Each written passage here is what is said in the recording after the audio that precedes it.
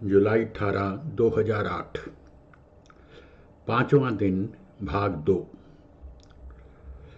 वेरावल में सबसे अंत में जिस तीर्थ स्थल के हमने दर्शन किए वह था भालका तीर्थ। दुर्वासा ऋषि के श्राप से यदुवंशी आपस में लड़कर मृत्यु को प्राप्त हुए। इस घटना से श्री कृष्णचंद्र बहुत हतोत्साहित हुए। द्वारिका जी छोड़कर प्रभास तीर्थ में त्रिवेणी के तट पर पेड़ के नीचे ध्यान मगन हो लेट गए। उस समय जरा नाम का एक बहेलिया शिकार के लिए वन में आया। श्री कृष्ण के बाएं पांव में स्थित पद्म इस प्रकार चमक रहा था मानो हिरण की आंख चमकती है। बहेलिये ने इसे हिरण समझकर धनुष से बाण छोड़ दिया। वह बाण श्री कृष्ण के बाएं पांव में लगा। जैसे ही बहेलिया निकट आया तो देखा कि वहाँ हिरण्य होकर श्री कृष्ण है। बहेलिया श्री कृष्ण के चरणों में पट क्षमा याचना करने लगा। श्री कृष्ण ने उसे समझाया कि यह नियति का खेल है, इसमें बहेलिये का कुछ भी दोष नहीं है। यह कहकर श्री कृष्ण ने बहेलिये को अपना चतुर्भुज रूप दिखाया और उठकर हिरना नदी के किनारे तक पहुँचे और पृथ्वी से अपने धाम को प्रयाण कर गए। एक और कथा का उल्लेख भागवत में आता है। महाभारत के युद्ध के पश्चात सांत्वना देने के उद्देश्य से भगवान श्री कृष्णचंद्र ये गांधारी के पास गए। गांधारी अपने 100 पुत्रों की मृत्यु के शोक में अत्यंत व्याकुल थी। भगवान श्री कृष्णचंद्र को देखते ही गांधारी ने क्रोधित होकर उन्हें श्राप दे दिया कि तुम्हारे कारण से जिस प्रकार मेरे 100 पुत्रों का आपस में लड़कर के नाश हुआ है, उसी प्रकार तुम्हारे यदुवंश का भी आपस में एक दूसरे को मारने के कारण नाश हो जाएगा। भगवान श्री कृष्णचंद्र ने माता गांधारी के उस श्राप को पूर्ण करने के लिए यादवों की मति को फेर दिया। एक दिन अहंकार के वश में आकर कुछ यदुवंशी बालकों ने दुर्वासा ऋषि का अपमान कर दिया। इस पर दुर्वासा ऋषि ने शाप दे दिया कि यादव वंश का नाश हो जाए। उनके शाप से के प्रभाव से यदुवंशी पर्व के दिन प्रभास क्षेत्र में आए। पर्व के हर्ष में उन्होंने अत्यधिक नशीला पदार्थ भांग पी ली और मतवाले होकर एक दूसरे को मारने लगे। इस तरह से भगवान श्री कृष्णचंद्र को छोड़कर एक भी यादव जीवित न बचा। इस घटना के बाद भगवान श्री कृष्णचंद्र महाप्रयाण करके स्वधाम चले जाने के विचार से सोमनाथ के पास वन में एक पीपल के वृक्ष के नीचे लेटकर ध्यानस्थ हो गए। जरा नाम एक बहेलिये ने भूलवश उन्हें हिरण समझकर विषयुक्त बाण चला दिया, जो कि उनके पैर के तलुए में जाकर लगा और भगवान श्री कृष्णचंद्र स्वधाम को पधार गए। इस कथा का उल्लेख ऊपर भी आ चुका है। भालका तीर्थ से हम अपने अपने ऑटो में बैठकर सीधे रेलवे स्टेशन पर पहुंचे। दोपहर के 12 बज चुके थे। अपनी अपनी बोगी में सवार हुए। तुरंत भोजन परोसा गया। भोजन किया।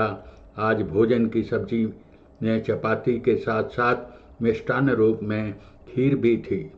आज दाल के स्थान पर चटनी और पापड़ था। सलाद तो प्रतिदिन भोजन का अभिन्न अंग होता ही है। भोजन बहुत ही स्वादिष्ट था।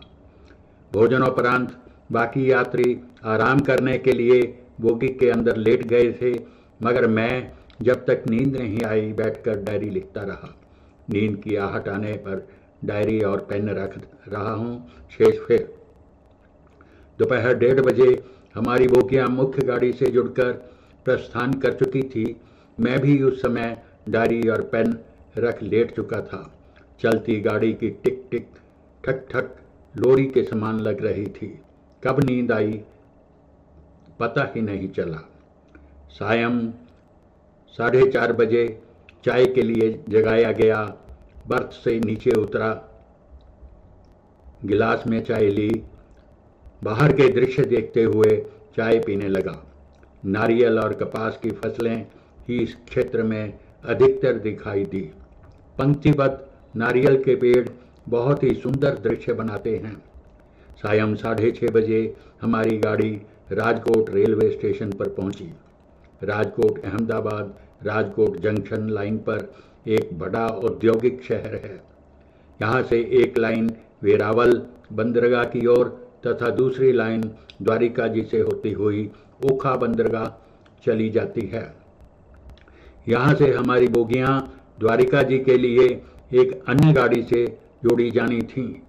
उस गाड़ी का समय रात्रि 10:30 बजे था। 4 घंटे हमें राजकोट स्टेशन पर ही बिताने थे। गाड़ी से बाहर निकले और प्लेटफार्म पर टहलने लगे।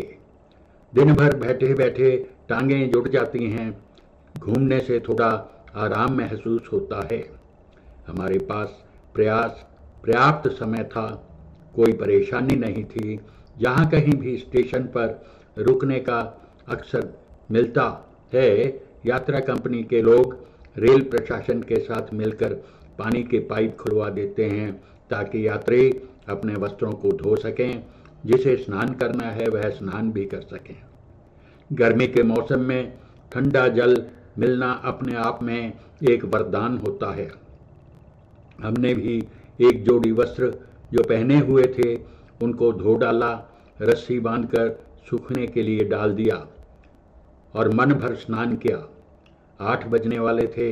यात्रा कंपनी की तरफ से प्लेटफार्म पर ही टाट पट्टी बिछा दी थी और हमें भोजन के लिए बुलाया जा रहा था।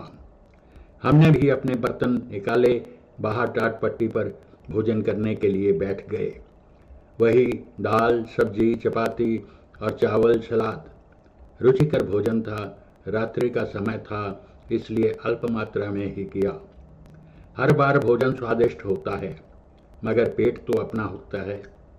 उसके सामर्थ्य का ध्यान रखना ज़्यादा आवश्यक है, नहीं तो रुचिकर भोजन भी अरुचिकर बनने में कोई देर नहीं लगती। भोजनोपरांत कुछ समय प्लेटफार्म पर टहलते रहे, फिर अपनी बोगी में बैठे ही थे। अचानक याद आया कि वस्त्र जो सूखने के लिए डाले थे उतारे ही नहीं हैं। तुरंत प्लेटफार्म पर आया, वस्त्र उतारे, रस्सी खोली, पुनः बोगी में सवार हो गया। बोगी में आकर वस्त्रों की तह लगाई और तकिए के नीचे रख दिए। तकिया ही हमारे लिए प्रेस करने का काम करता है। अभी भी गाड़ी चलने में 1 घंटे से अधिक का समय शेष था। कुछ समय तो सहयात्रियों के साथ गपशप की, लेकिन फिर मन में आया कि दिन भर का अनुभव कलमबद्ध कर लूं। डायरी और पेन उठाया और लिखने बैठ गया। अनुभव का अपने आप में बहुत महत्व है। यह जीवन को सहज और सुखमय तो बनाता ही है, जीवन को व्यवस्थित करने में भी योगदान देता है। यात्रा कंपनी कई वर्षों से यात्राएं आयोजित कर रही है।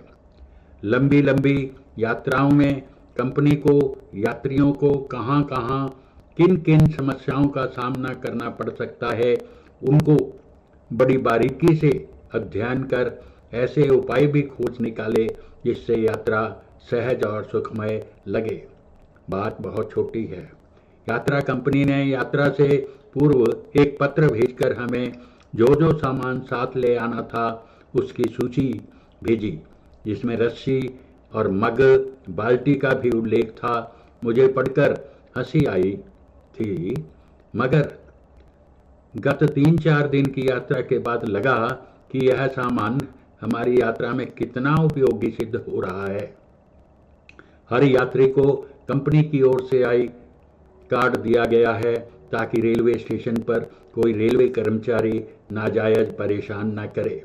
जब हम मंदिर तक पैदल जा रहे होते हैं, रास्ते में कंपनी के कर्मचारी हर मोड़ पर खड़े होते हैं और सही रास्ते की ओर जाने के लिए हमारा मार्गदर्शन करते हैं। हमारा मूल्यवान सामान जो हम लोग बोगी में गलती से भी भूल जाते हैं वह सुरक्षित रहे। सभी बोगियों की खिड़की दरवाजे अंदर से बंद कर एक दरवाजे को चेन की सहायता से बाहर ताला लगा चौकीदार को बाहर बिठा देते हैं और चाबी किसी अन्य जिम्मेदार कर्मचारी को दे देते हैं। उल्टी, हल्का सिर दर्द, जुकाम, खांसी, पेट दर्द, बदहजमी से बचाव के लिए सामान्य औषधियों साथ रखते हैं ताकि यात्रियों को फौरन सहायता दी जा सके। हमने भी अपनी यात्रा को सुगम और सुखमय बनाने के लिए अपनी ज़रूरतों में बदलाव किया है। घर से 9-10 जोड़ी कुर्ते पैजामे लेकर तो आए थे प्रतिदिन बदलने के लिए, क्योंकि प्रेस की व्यवस्था प्रतिदिन नहीं हो सकती थी। इसलिए वॉश एंड वियर टाइप का हल्के आधी बाजू के 2 कुर्ते लिए और पैजामा की जगह भगवे रंग की 5 गजी धोती को 2 भागों में काट 2 सहमत बना लिए ताकि प्रतिदिन नहाते समय एक जोड़ी धो दी जाए और दूसरी पहन ली जाए। इससे ज़्यादा कपड़े धोने प्रेस करवाने से मुक्ति मिली। हल्के कपड़ों को धोना भी आसान लगने लगा। कपड़े धोना पुरुष के लिए बड़ी समस्या होती है। अब यह कितनी आसान हो गई सोच भी नहीं सकते। स्नान के पश्चात धुले वस्त्र पहनने से व्यक्ति फ्रेश भी रहता है। रात्रि 10:30 बज चुके हैं। गाड़ी अगले पड़ाव की ओर बढ़ चुकी है। लिखते लिखते झपकी भी आने लगी है, इसलिए बंद